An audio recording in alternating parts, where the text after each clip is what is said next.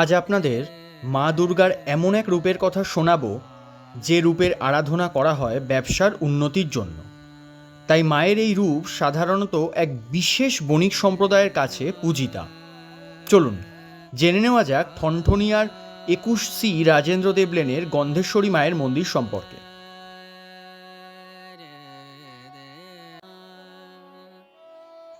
প্রসিদ্ধ বণিক সম্প্রদায় গন্ধ বণিকদের কুলদেবী হলেন মা গন্ধেশ্বরী। যে সকল বণিক বা ব্যবসায়ীরা সুগন্ধি দ্রব্য, ধূপ, চন্দন, বিভিন্ন মশলার ব্যবসা করেন তাদের গন্ধ বণিক বলা হয়।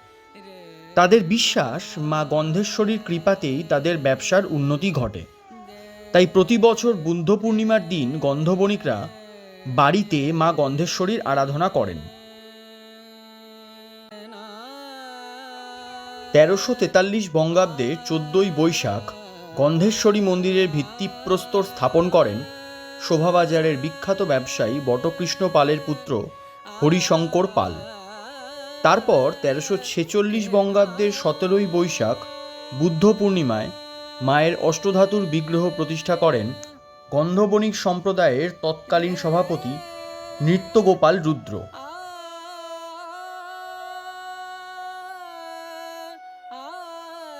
আদপে মা গন্ধেশ্বরী হলেন দেবী দুর্গার আরেক রূপ। পুরাণ অনুসারে দেবী মহামায়া নারীর সম্মান রক্ষার্থে গন্ধাসুরকে বধ করেছিলেন বলে দেবতারা তাকে গন্ধেশ্বরী নাম দিয়েছিলেন।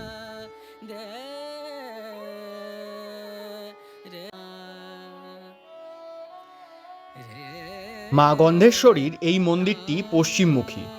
গর্ভগৃহে মায়ের অষ্টধাতুর মূর্তি বিরাজমান ও নিত্য পূজিতা। মা সিংহের ওপর বিরাজিতা ও অসুর নাশিনী। মায়ের মুখে এক আলাদা প্রশান্তি বিরাজ করছে। মন্দিরের অপর দিকে রয়েছে প্রশস্ত নাট মন্দির।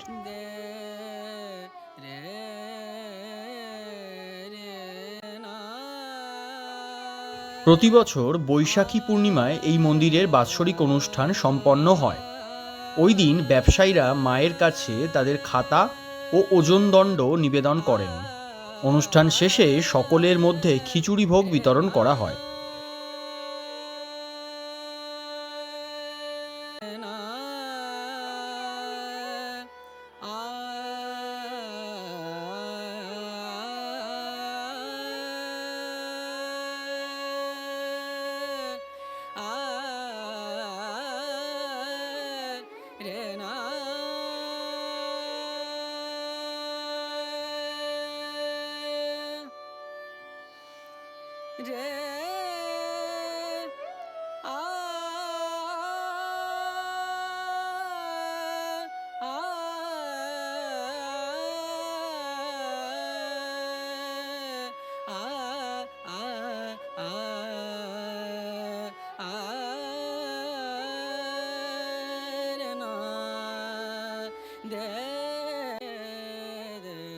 কলেজ স্ট্রিট মোড় থেকে বিধান সরণি হয়ে শ্যামবাজারের দিকে একটা স্টপেজ এগিয়ে গেলে পরে ঠনঠনিয়া।